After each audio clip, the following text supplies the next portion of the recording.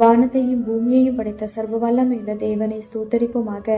இந்த டிசம்பர் 15ஆம் தேதி முழுவதும் கண்ணின் மணி போல நம்மை பாதுகாத்து வந்த தேவனுக்கு நன்றி செலுத்துவோமா?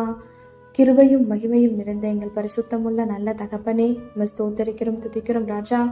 இரவு நேரத்திலும் உம்மை நோக்கி பார்க்கக்கூடிய கிருபையை கொடுத்ததற்காக நன்றி தகப்பனே. அப்பா, இந்த நாளிலும் உங்களுக்கு பிரியமில்லாத காரியங்களை செய்து உடைய இருதயத்தை துக்கப்படுத்தியதற்காக எங்களை தயவாய் மன்னியும் ஆண்டவரே. உமக்கு பிரியமான பிள்ளையை வாழ உதவி செய்யுங்கப்பா.